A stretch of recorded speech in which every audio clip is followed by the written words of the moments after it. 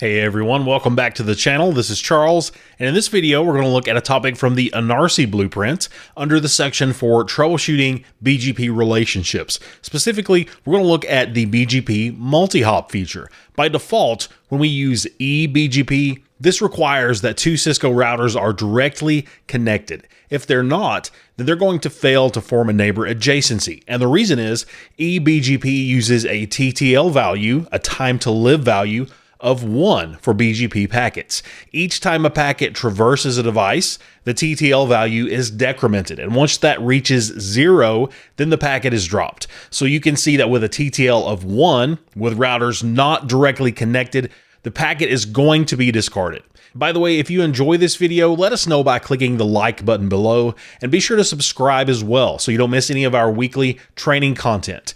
Now let's jump into an example configuration of BGP Multihop. If you look at our topology, you can see that we have 3 routers here. We have router 1, which is going to be an autonomous system 65100, and we have router 3 on the other end that's going to be an autonomous system 65200. In the middle of that, we have R2, which is a non-BGP router. In a special case such as this, where two eBGP routers are not directly connected, we need to use BGP Multihop. I'll also point out that this command is only used with eBGP and not iBGP. If you're wondering what I'm using here, by the way, I'm performing this lab in Boson's NetSim, their network simulator designed for Cisco training. If you'd like to check that out, I've included an affiliate link in the video description below. If you purchase using that link, we do get a few bucks from that, and you get a really great product. This is a great alternative to physical equipment, and it's one of the tools that I use for my own studies and the videos that I create. So first thing on R1, if we try to ping 20.1.1.2, which is the IP address of router 3 that's nearest to us, you're going to see that that is going to fail. And that's because we need to create some static routes in order to make sure that R1 and R3 are able to communicate to each other. So on R1, let's go under global configuration mode, and let's say IP route 20.1.1.2. We'll use an all 255 subnet mask, and the next hop address is 10.1.1.1, which you can see is the IP address on router 2 that we're directly connected to. Let's jump over to router 3, and we're going to do something similar here. We're going to go under global configuration mode. We're going to say IP route. We want to route to router 1 at 10.1.1.2.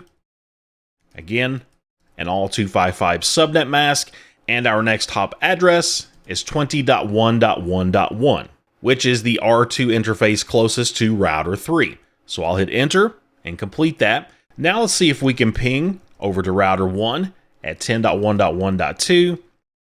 And now that is successful, so we have connectivity. So let's go back to R1. We'll start from that perspective. And what we want to do next is we want to create our BGP instance. So we want to say router BGP followed by the autonomous system number.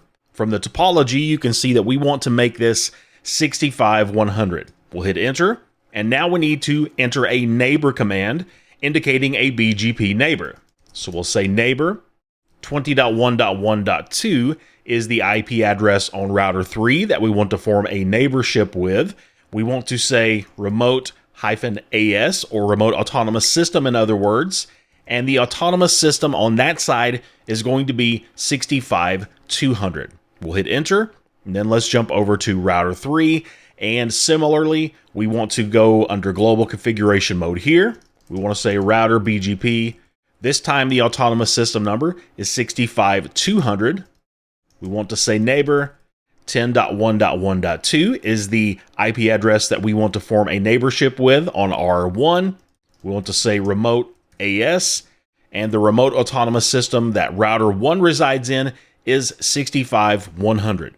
So that's a normal, correct BGP configuration in most cases, but remember, these routers are not directly connected. And by default, we have a TTL value of 1. If you'll notice in our console output, we haven't seen any message indicating that we've had a BGP neighborship form as you would expect to see. So the assumption is there's something going on here. So let's break out of here and let's say show IP BGP neighbors and take a look at that output.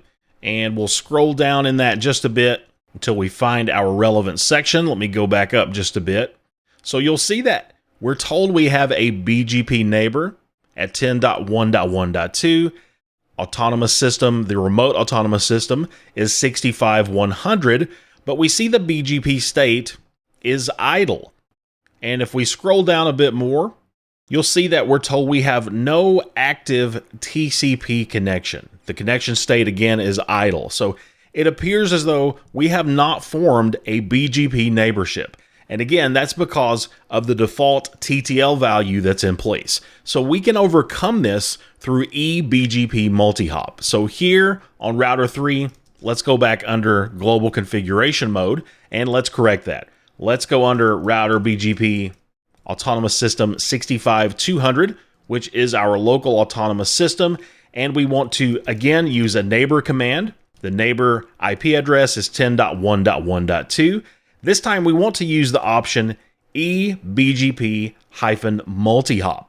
And we can follow that with an optional integer at the end. If we look at contextual help, you'll see that we can set the maximum hop count from 1 to 255. Now, it's worth noting here that if you don't set this TTL value manually, if you just hit enter as this is, that will work, but it will default to a TTL value of 255. So it's a best practice to set this TTL value exactly to what you need in order to reach your non-directly connected BGP router. So in our case, I'm just going to set that to a value of 2 and hit enter to complete that. We'll jump over to router 1 and we're going to do something very similar here. You'll see that we are already under Autonomous System 65100 configuration mode.